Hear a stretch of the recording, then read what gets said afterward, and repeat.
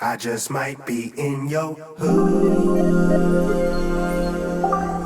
Fuck out of here, man. You dumbass niggas. You niggas is silly out here trying to look cute and shit, man. I Don't just play, man. might This be shit's in your serious, bro. Niggas wanna come and talk to me about all this dumb shit, nigga. Man, I thought I'd start off this video a little different. It's your boy King checking in. Currently at the GM dealership. This is a beauty right here, man. I don't know if we got any GM fans. You know what I'm saying? For me, I currently have a pickup truck. I'm over here getting service at the moment. Look at the wheels, man. Look at the wheels. I wouldn't mind putting them on my pickup truck. Truth be told, you know that's how we roll, man. This is a very nice truck. First time I came here, I got something done, and I actually test drove this, and it is pretty nice. I was actually at the point in time. This is probably about, I say maybe 4 months ago. I was waiting on them to come out with the Eco Diesel trim level, and I actually liked it. I mean, I drove a 6.2 for those who knows about these trucks, but I'm actually waiting on the new Yukon Denalis to come out. I don't know about anybody else, or if y'all seen the YouTube videos, but them jokers are sweet. Sweet. And of course, yes, I'm getting the Eco Diesel model if I do happen to get that. But anyway, I'm just here getting something done. So yeah, I've been meaning to post YouTube videos. This is my busiest time of the year for myself because I'm doing a lot of life changes at the same time, and then my truck actually got to get a tractor inspection by today or tomorrow, and I also got a trailer inspection in there too. But man, them trailer inspections, I was told a time where trailer inspections used to pay, I think, $75. And now I believe they only pay $25. And man, just think if they find anything wrong with it, you know, and you under a load, what they gonna do? Well, I can give you an idea. If it's something that requires going to the trailer shop, then you under a load, it's a lot of headache come behind it. And that kind of segue into my last video when I talk about, you know, being the good guy. But I did that on my own accord. You know, it wasn't no trailer inspection due, because the goofy thing about that was I just did a trailer inspection. The first day I picked it up, I just did a trailer inspection. And it passed. And then not even a week later, you know, after I saw the trailer pull funny, I thought I took it upon myself to go in there and get an alignment. And then they say, you know, it was, you know, cracks in the frame, you know, something worth putting out a service for. And I got really, really screwed. I had at least $5,000 in revenue over the next, I don't know, 3 days plus a weekend. And I had to cancel everything because of that. So I hate to, you know, book loads knowing I need a tractor inspection due, and that can happen to me again, because the time I was down was 3 days plus that weekend, because when I did get the empty trailer they sent me to get, that was like 200-300 miles away. They paid for the diesel, of course, that ain't the issue, but it was in the area in Louisiana. It was Saturday. There was no way to find a load out of there that day. So I either have to sit there till Monday or drive home. Which, you knew which one I picked. Atop of the $200-300 deadhead of me getting that trailer, I also had to drive an additional 400 miles to get home. And then the load that I booked was nothing coming out of my area that following Monday, or I was just too late on the load board to catch anything decent. I had to deadhead an additional, I'd say 150 miles to get a load that was paying like $3 a mile. So that was rough, and I've been following up with them about compensation for those time down, and it took about 2 or 3 weeks for them to get back to me because I guess they was waiting on the manager or something. And truth be told, I only got a couple $100. Yeah, I mean, I can say I lied by how I feel, but I guess it's better than zero, right? I'll leave the comments up to y'all how y'all feel about that. So, back to today. So, I actually got my truck in the shop right now. I actually got several issues to address with it that actually have already been fixed because I actually left it at the shop last Friday. And they needed to do several things to it, naming, the shock absorbers, replace all my shock absorbers. I had a turbo lag issue that they should fix. I put me like a new seat in the truck, new passenger seat. In my truck, I had like a fixed seat, and I plan on having somebody ride with me, so I ended up getting rid of that and putting an air seat in there, or a seat with air. And then I also, I had services like the brakes, get a tire fix, so on and so forth. I ain't got the total bill yet, but majority of it's been fixed. I got the estimate, but they ain't got the total bill yet because it just depends on a few things. They had to order a new computer for the truck too, because I had an issue with my Jake brakes. They wasn't working properly, so waiting to get that back. So hopefully by today or tomorrow I'll know something. But I plan on returning to work next week and really getting into it, making all this money back. I done been missing good loads lately. I don't know how the load board been looking for y'all, but I'm seeing 45,000 loads on the board lately when it was maybe less than half of that probably a month or two ago. So, in my area, there's loads come out here paying $3.50 a mile. I don't know about everybody else's area, but out of here, nice. The week before I did take my truck into the shop, it was a very profitable week. I ended up starting in Dallas, and I went to Alabama, and then from Alabama I went to North Carolina. Now check this out. I don't know how y'all feel about North Carolina, and y'all can comment, feel free to comment. But man, North Carolina to me is like a dead end state. A lot of stuff coming to North Carolina typically pays like $1.50, and if it's $2 and up, you'll generally see it going up to like the northeast, or potentially going somewhere short and heading down to like Florida. So, there's a time of days, and I ran into a couple of North Carolina people that knows a lot more about freight out of there than I do, and that's exactly what happened. I found a load going to Florida, northern Florida, out of North Carolina, drop a hook, tires. If anybody ever pulled tires out of North Carolina, y'all know what I'm talking about. So, I got that load. It was paying like $2.70 a mile. And it was only going like 400 or 500 miles. It wasn't going that far, but it was paying better than any other thing else. And it was going to a part of Florida that I actually don't mind going to. But the reason why I booked it is because the loads at destination tab, how you go to click on a load and then go to the loads at destination tab, it had like 220 loads coming out of there.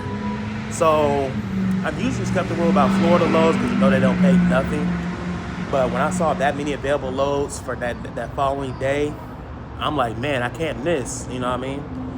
And I specifically want to get back to Dallas, I just went ahead and booked the North Carolina load and got that secure. And then on my reload, there was something come out of the same city, 0 deadhead miles, going straight to Fort Worth, and it was paying $2 a mile. Now, to the new cats, that's money, right? To these old cats, they say they ain't no money. My argument is, it's Florida. I mean, $2 a mile to me is the best you really gonna get, especially going 1,000 miles. I mean, come on. But they understand what I'm saying, but they like, that ain't no money. Which I know it isn't, but I'm just saying that's the best of a bad scenario, or, you know, that could be potentially worse. So I ended up booking that load. Now the funny thing is, and here's why I'll start my Monday that week. That load went to Alabama, was supposed to deliver to the Alabama Department of Transportation. It was actually a hazmat load that I had. And I got there Monday, and I ran to one forklift driver. You ever had like a receiver or even a shipper, you'll pull up and it's like one forklift driver only moving around, and you got to catch that dude? You know, it was one of those situations where I came in and said, yeah, I got a delivery. And immediately he told me that they're closed Monday, this past Monday. Not the one I just went past, but the one before that, you know, last week. And I was like, what y'all closed for? It's Monday morning, you know. He said, I don't know, some kind of holiday that we observe or something like that. I said, well, holiday was last Monday, and I still don't know the answer. I didn't even bother looking it up or nothing. But he told me he couldn't unload me. I said, yes, the heck you can. And he said, what do you got? I said, I got chemicals on here. And he's like, oh, okay, I'll unload you. You know what I'm saying? He said, if it was like warehouse stuff, I wouldn't be able to unload you. But I'll load you, you know, chemical stuff. So I had to help him, of course. You know, it wasn't none of those things where I could just sit back in the truck with the doors open, bumping docks, and just sit there. I actually had to get out and do a little bit myself, which I actually got driver assist out of it as well. And I don't know if y'all ever did that, you know, driver assist, you know, they pay extra for that. A couple of things about LandStar, how they do their percentages, like they typically take out their 35% or 30% or whatever, depending on what you're hauling or what you have. And if you ever look at your settlements, they end up taking the same percentage if you get like a hazardous pay. They also take out of your layover pay, and this is from what I was told, the layover pay. I know they take out a hazardous pay. And then they also take out a stop pay. Like you got a load with multiple stops, like, I don't know, a load out of, let's say, Duncanville, Texas. You know, they got several stops on it. You know, I hear that they take out of the stop pay. They do not take out of detention. And they do not take out a loading, unloading. So if you ever pay attention to settlement, look at that closely. You know, if you ask money and accessorials, if they got something set aside for hazardous or something set aside for stops, just make sure you're aware that they do take out of that. If they don't take out of that for some other reason, hey, you might just be lucky that day. I don't know. But I got the load and unloading pay and then got out of there. That same load I booked Friday out of Florida was that same agent. And I actually called him. He was a direct shipper on that Dallas load, but he was a non-direct shipper on the Florida load. And I'm not sure, because I know when orientation, they're supposed to tell us, you know, the direct shippers is who you want to deal with, so on and so forth. But I never thought a direct, because, you know, direct shippers usually talk about how it's their own freight. You know, they don't go through nobody else to have somebody book their freight or whatnot. And then I'm like, okay, so I'm thinking that they don't do it either. Well, that ain't the case. But that I just learned, unless this particular agency, you know, there was a direct shipper on one load and a non-direct shipper on a different load. But anyway, that's neither here nor there. So I called him. I said, yeah, man, it's like and this guy I done pulled like at least 4 or 5 loads for like in the past month. And I mean, his loads, the first load I pulled for him was paying like $4.50 a mile. And that was going from Indiana to New Jersey. So I pulled a few loads for him and I made some stuff work. I really made some stuff work. So I'm kind of, when I call him, he actually knows me by name now. and he already know my email and everything. He's pretty cool. He's kind of one of those guys you would talk to and kind of give you that positive energy. It's really cool. So I ended up getting that load for him, and I ended up dropping that off. And then, of course, I left my truck in the shop. And what I ended up doing, I caught a flight, back home. So plus I was just kind of taking out like a little vacation. So I'm like, well, I got to put my truck in the shop, get this and that done to it, and need an inspection. And I got stuff going on at home, and I just, take a week off. Because I've been working ever since this COVID-19 thing started. I've been working nonstop. I haven't been taking off at all. So I'm just taking time to take a week off to myself and kind of handle some business that's going on around here, like me at the dealership. Like, I've been needing to do this for the past 4 or 5 months. I just been getting it and going. So now, once I get it back, like I said, I'm going to see what Lowe's is out there. Lowe's are starting to pick up. Rates are starting to pick up. I feel like I'm learning a lot about LandStar and how they operate. They say any new company you go to typically takes 90 days. This would be my 120 days, my 4th month, I believe. And I'm really starting to learn about it, I definitely like it. Out of all the other companies I've worked for, and I work for several companies, LandStar definitely like the best. Every company got some kinks in it or something that you don't really like or agree with. But out of the overall situation, LandStar, till this day, I like the best so far. And I'm not riding them or nothing. I'm just saying, when you work for companies that run you rugged or outlaw or try to go against the books, or even go with the books but not pay you enough or run you around, in circles and all this, you will really appreciate a company like LandStar, something where you have the freedom where you can, like I did, work the whole profitable week, put my truck in the shop, flew home, what I'm saying? I can maneuver like that on my own accord without having to get an approval from a dispatcher or a company or, I don't have to argue with nobody about pay. And that's a whole different topic about LandStar. Like if you deal with a broker and he said he'll pay you detention out of his own pocket or whatever the case is. I was told about something to write something about not using a bill, not actual bill on the bill of lading. And what you do is you call in 2 or 3 days afterwards to see if it's been processed. And because some of the bills don't get processed right away when you scan them in. Sometimes it take up to a month or possibly even 2 months. So if it's not paid yet, then there's nothing they can pay you as far as out of their own pocket as they promised. But if the bill has been paid and you haven't got your money, that's a whole different story, And I hear that if a broker promises you to pay you detention and he doesn't, you need to contact payroll or settlements department and make that known. And what LandStar do is they contact that broker. They put them in collections. I didn't know this. Like, I learned a lot of information in Florida with this guy I ran into out of North Carolina. He's very knowledgeable. He's been working for LandStar for X amount of years. He's more a local guy. He has his own truck, of course, and he stays right there on that corridor, between Florida and North Carolina. Really, really, really, really okay guy. We had a nice long conversation at the delivery and stuff, and he was telling me a lot about this, and he was like, they will put the broker into collections, and now put fire up their butt to, pay out and to get your money. So though, if you ever feel like they promise you detention and you don't get it, talk to the collections department and start going that route.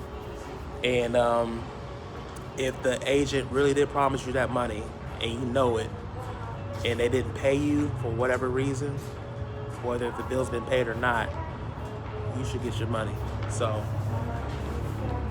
definitely, I learned that. Like, man, there's some stuff that they'll show you in orientation. Like, I felt those 2 days of orientation, I mean, they're more than enough, a lot of information but it's more focused to dispatch yourself and their safety rules and their zero tolerance policies and stuff like that, and them giving you a couple tests, you know, to make sure you know what you're talking about, you know, because LandStar is very, very strict when it comes to safety, which is good, you know, I ain't mad about it, but I feel like if you do anything wrong, I don't care if it's small, not even your fault, and LandStar get a hold of it, I mean, they might have you do like a safety video or something, just depending on what, you know, what it was. But it's definitely, it's small, it's very minute, if you will, compared to these other companies. So I definitely ain't complaining about that. But everything's definitely good. Once I get my truck back, it'd be even better. That's what I can say.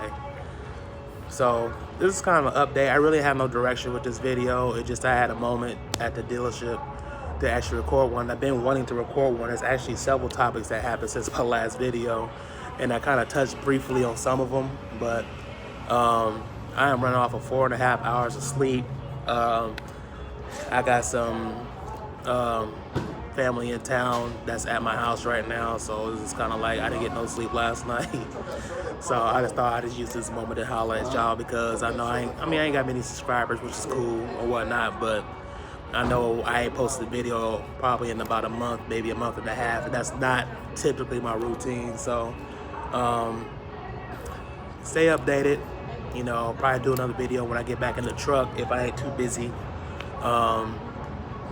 You'll notice a lot of LandStar guys don't do consistent videos, and I'm kind of starting to see why. When you're making money, you ain't got time to do videos. I mean, even if you got downtime to do videos, you're probably doing something else, whether it's playing video games, you know, sleeping on the phone, you know, working out. And that's another thing I'm about to start incorporating into my schedule. You know, I got a Planet Fitness membership. I've been having one for a while. I mean, of course, with the COVID-19 has been closed down, but I typically, what I used to do in my routes, if I had any downtime, which with LandStar you typically will, they have to, unless you just book it tight like that, and that would be your fault. But, you know, have some downtime to take an hour, possibly 2 hours out somewhere, one of these Planet Fitness locations. They typically have big parking lots to where you can either park in the front, or in worst case scenario, park in the back. And you can go in there and knock out an hour or two, you know what I'm saying, grab you a nice hot shower. There might be food in that same plaza parking lot. You might be able to grab you a quick bite, and you can get back on your load, not miss a beat, you know. Start incorporating back in. When I start doing that, you'll know. But appreciate y'all. Holler back at y'all. I'm gonna go check on this, see what it's looking like, see if I got that new thing in there.